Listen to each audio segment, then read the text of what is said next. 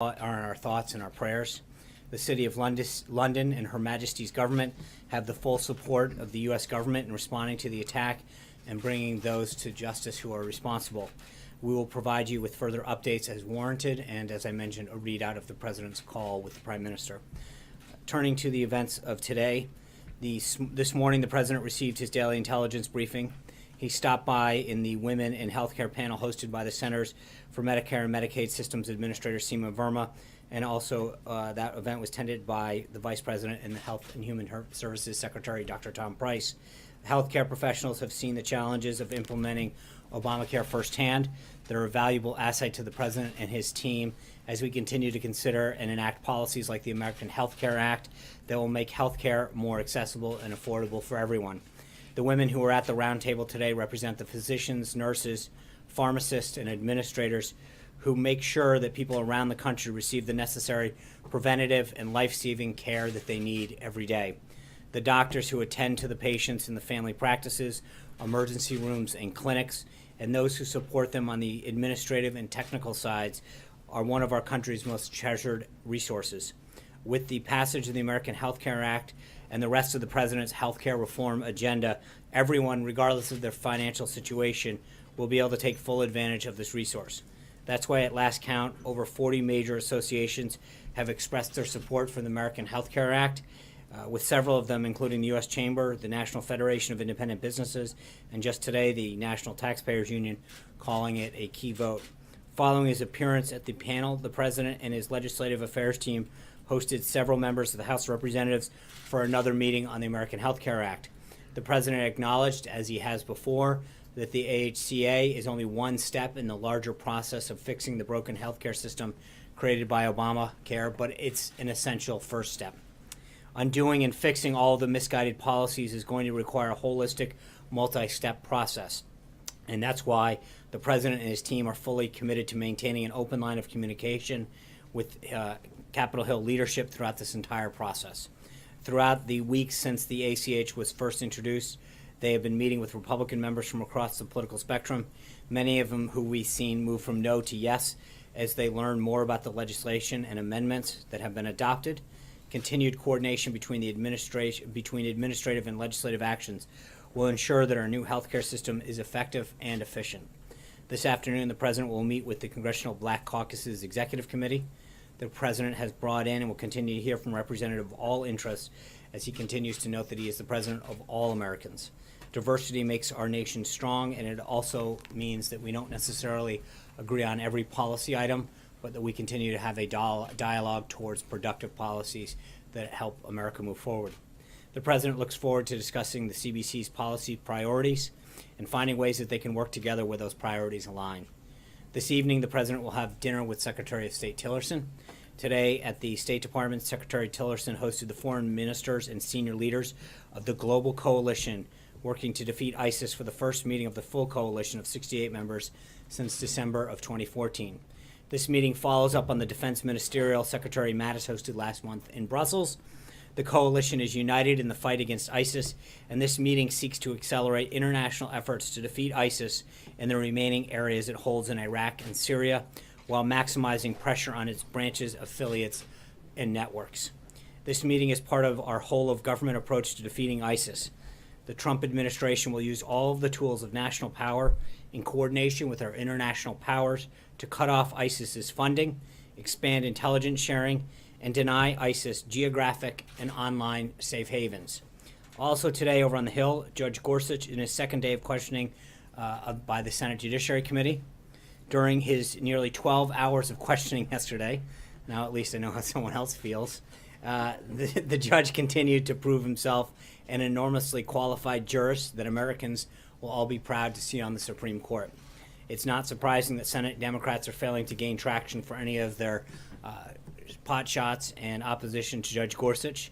There's simply not enough politicizing in the Senate Democrats can do to hide the fact that Judge Gorsuch is an immensely qualified and thoughtful jurist with a lifelong dedication to our Constitution. A few administrative notes before I take your question. Last night, we formally announced that the President will travel to Brussels for the May 25th meeting of NATO heads of state and government. During this meeting, the President looks forward to reaffirming our commitment to NATO and discussing critical issues to the alliance, especially Allied responsibility sharing and NATO's role against the fight against terrorism. The President will also host NATO Secretary General Stoltenberg to the White House on April 12th. Today, the President declared major disaster exists in the state of Wyoming and ordered federal assistance to supplement state, tribal, and local recovery efforts in the areas affected by a severe winter storm and straight-line winds that occurred in February. We also announced that the President will deliver this year's commencement address at Liberty University on May 13th.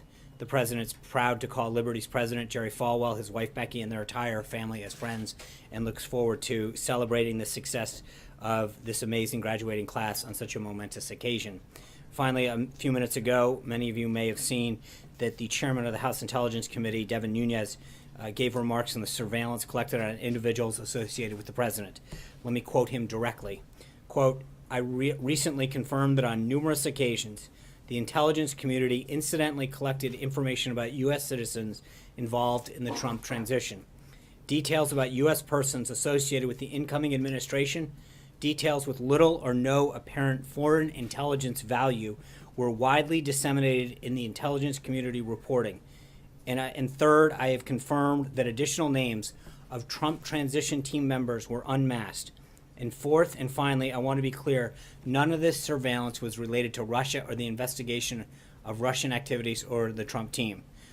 My understanding is that Chairman Nunes is coming to the White House later to brief the President on this development, and we will have a readout for that meeting once it occurs. With that, I'd be glad to take your questions. Mara. Two questions, one on Nunes and then healthcare. Is your understanding that this, none of these unmasked names were leaked? I don't know. I literally read the statement, or heard the statement, came out and briefed it. It was wrapping up as we were beginning this. Okay. Today, in the pool spray, the President said, keep your doctor, keep your plan. Didn't work out that way. You didn't get your doctor, you don't get your plan. This is one of the reasons we have to repeal Obamacare. Is the President assuring people who currently like their plan or like their doctor that under the American Health Care Act they can keep their doctor and their plan? Well, that's the hope. And what I mean by that is not to be cute, but last time they were promised something that didn't turn out. I can't promise something that a doctor stays in a plan or a plan stays there. But that's a bit different. We understand that we're letting market forces come into play here. Competition, doctors can change what insurances they take, plans can come in and out of markets. What I think we can be assured of is a couple things. One is that currently, under Obamacare, premiums are set to continue to skyrocket. We've seen an average of 25%. We've noted before in Arizona they've gone up 116%. I think there's no question that the additional competition and amendments that have been brought into this discussion will help lower the trajectory of that, number one. Number two is I think that there's going to see greater choice. So I think those are the things that we're willing to talk about being part of this plan, because you can't, where they erred last time is went out and made promises that they couldn't keep. And I think that one of the problems that they did is that they've tried to suppress market forces and competition, and instead of lowering costs and increasing choice, which is what they sought to do, it did the opposite. So that's where this is headed, and I think that's important. John. Thanks so much, Sean. On the AHCA, Mark Meadows, who appears to be a firm no in terms of his opposition to the replacement bill, said that 25 members of the Freedom Caucus are opposed to this replacement bill. Do you dispute those numbers? I'm not going to share our whip count. I know we saw Lou Barletta, who was a hard no, come out and say he's yes. Steve King, I believe, had been a no. He's a yes. Member by member, we're seeing tremendous support flow in our direction, and the count keeps getting stronger for us. So I'm not going to start to get into yes or no's, but I would just say that, former Congressman Mulvaney, now director of OMB Mulvaney, who is a leader in that caucus, has been a very strong advocate of this policy. As you know, he's been up on the Hill talking to his former colleagues, assuring them of the effort and why the process has to go the way it does. But I'm optimistic in the sense of what we're seeing and the trajectory that this is going and the number of votes that are flowing our way, not the other way. And on the confirmation hearing for Judge Neil Gorsuch, I have not seen any Democrat come out in support of Judge Gorsuch just yet. Do you anticipate that you'll get Democratic support on this particular nomination? I hope and believe so. I think that there have been several that have been spoken very positively. I think he's been extremely impressive throughout this confirmation process. And you've heard members, both in the Senate, on the committee, and then a lot of outside voices comment on how well he's done, how qualified he is. And I think it's tough for anybody to say that he's not immensely qualified for this position. Alexis. Sean, related to Congressman Nunes, can you explain why the White House has agreed to meet with him at all about what his findings are? And the reason I ask that is because the minute that Director Comey said that there was an official investigation, it might appear as if the White House is interfering with the investigation, and Congressman Nunes should present his information not to the White House, but to the FBI. So why is anyone here at the White House agreeing to meet with him about his findings? We'll have a readout for you after that meeting. I think he did this press conference. He made the announcement that he was coming up to see the president to share these findings. I don't know who else he shared them with. I don't know, to your question, I don't know if he's briefed anyone else on it in terms of the intelligence community, either Admiral Rogers or Comey, or whether this is something they shared with him. But I think as after the meeting, hopefully, depending on the classification level, we may be able to share more on that with you. Add, is the president concerned at all that there will be an appearance immediately today that he has interfered with an ongoing investigation, whether it's a congressional investigation or the executive branch investigation, by meeting privately with a congressman who says he has information? So let me get this straight. Number one, we asked, as you know, 2 weeks ago, we said this is the appropriate venue. Number two, you guys have asked us over and over again, why aren't we meeting with certain individuals? The chairman of the committee, that one of the two committees that we asked to look into this, wants to share his findings. I don't, or what he knows. I think that is exactly how we've talked about this working. But I would leave it to Congressman Nunes to come up and to brief and share his thoughts. I don't know what his plan is. Obviously, he briefed the media before he briefed us.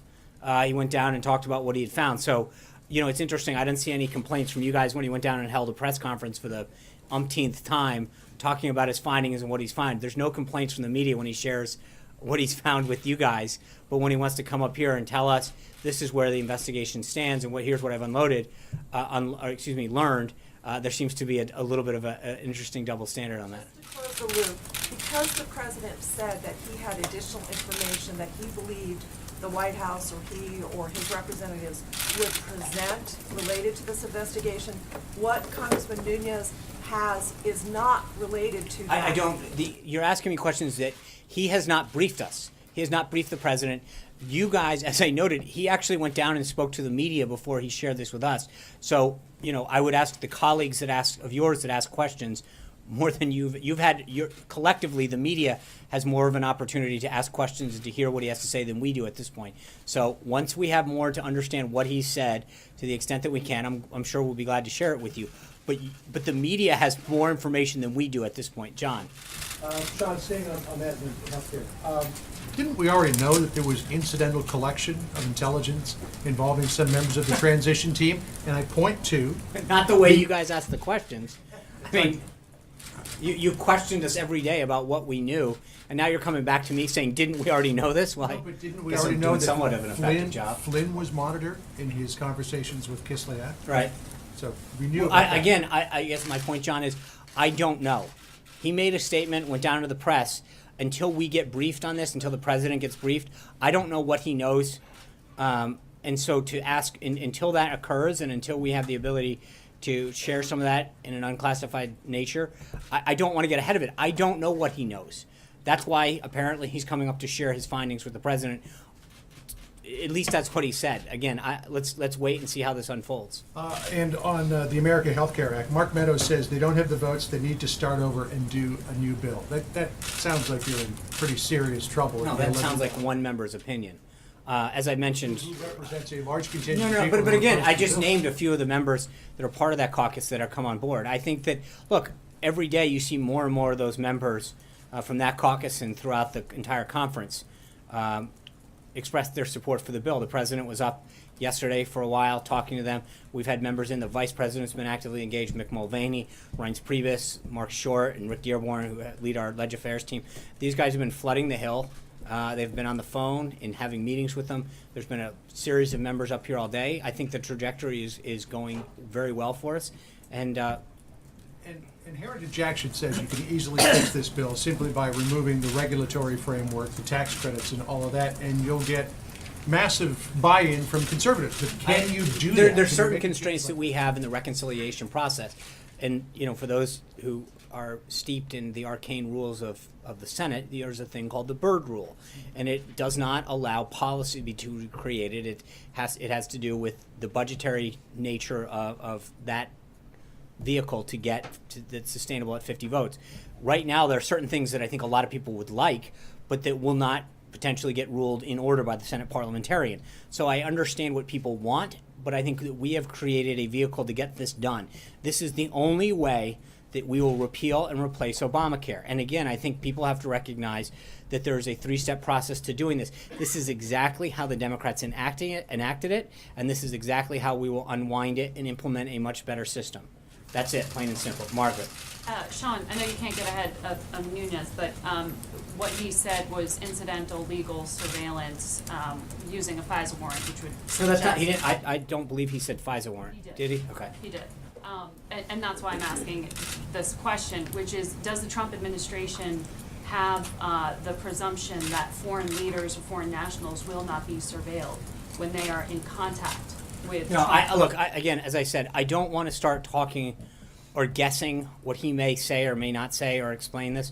I think that we will have more information, or I hope to have more information once the president is briefed, and to find out, what else has gone on in terms of additional information on this.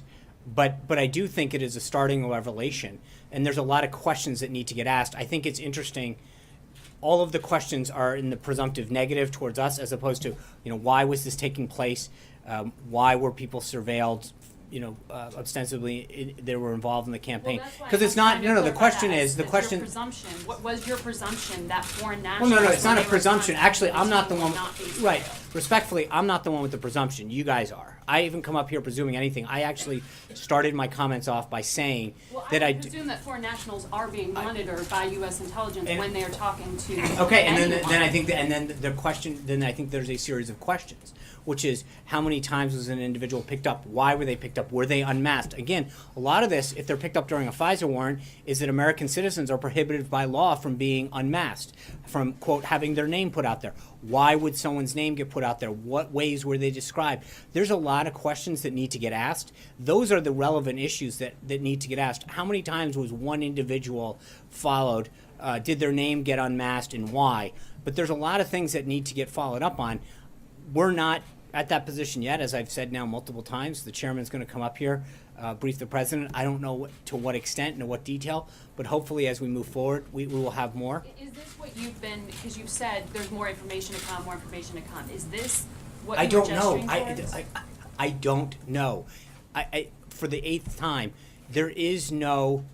we don't know what he's going to come up here and explain and share. And until that happens, for me to talk about where we think this is headed, again, we're not in the business of trying to get to this point yet. We say this is what they have. We've asked that the investigation be conducted and that people gather up information. What they have and to what extent, we'll know soon. April. Sean, I have a series of questions on the topic. Dwayne Carr, the mother of Eric Garner, met with an official here at the White House yesterday. She's looking for fairness and justice in her son's case. What should we expect to come out of that meeting with this White House official? Should there be a push to make sure that there is an indictment of the police officers? That's a Department of Justice question, and I think that for us to get involved in a specific case would be highly inappropriate in terms of trying to guess what the outcome of a case should be. Well, along that line, the official, according to Ms. Carr, reached out to the Department of Justice, the Civil Rights Division, had the wrong number, called another department and had the right number. Now, in previous administrations, to include the Obama administration and other administrations, the Department of Justice had limited the numbers of people to call over to the Department of Justice. Has the Attorney General, this Attorney General Sessions, changed that memo? What has he done in reference to? Well, it would have to be reissued. That's a separate issue. In terms of every attorney general issues a memo going back to, I think Mukasey was the first one that maybe post Watergate. I'm trying to remember who issued the first one, but it has been a practice of, I think, almost every attorney general to issue a memo spelling out the procedures that officials in the Justice Department contact the White House and who they can contact and the nature of which and what their exceptions are, et cetera. Those memos get crafted by each administration, by each new Attorney General. I would refer you back to the Department of Justice on the status of that under this Attorney General. So how many officials here have that right to call the Department of Justice? I don't know. even if Again, it's for a I would cause? refer you to the Department of Justice. But was there wrongdoing in this effort to I call don't. over to the I Department don't of know. Justice? I don't know the nature of. I'll have to look into what you're asking, but I would again refer you back to the Department of Justice. Hunter. Yes, thank you, Sean. I have two quick questions. Last November, President Trump dismissed reports he was trying to obtain security clearances for his children as, quote, a typically false news story. Now there are reports Ivanka Trump is indeed attempting to obtain a clearance. What changed there? Well, at the time, it was not true. I mean, she wasn't obtaining a security clearance, so it was not accurate then. There was no. I think we addressed it during the transition. An official had actually just inquired. There was no actual attempt at the time. The official in question was removed from the transition team. They had merely made an inquiry into what it would take to get an SF-86 process moving forward. No paperwork was ever drawn, no account was open, and that official was let go. At this time, as I mentioned yesterday, Ivanka has decided to go above and beyond and act in certain ways to ensure that she complies with certain rules by maintaining the Federal Records Act, getting a security clearance so that if she is privy to any information that is classified, she has to abide by the same rules and regulations in terms of being in a room and how it's handled, et cetera. We've taken appropriate measures to do that. I mentioned the statement yesterday, and we'll stick by it. And John. a second question on Paul Yeah. Manafort. Yeah. The Associated Press has published a report based on documents that he had a plan to quote-unquote benefit Vladimir Putin for a client. And with him back in the headlines, I'm just wondering if you still stand by the comment that he had a quote-unquote limited role in the campaign, and if you could explain a little bit more about how spending months as the campaign's top official is a limited role. Yeah, thank you. I've tried to avoid commenting. I know I've talked to a lot of you about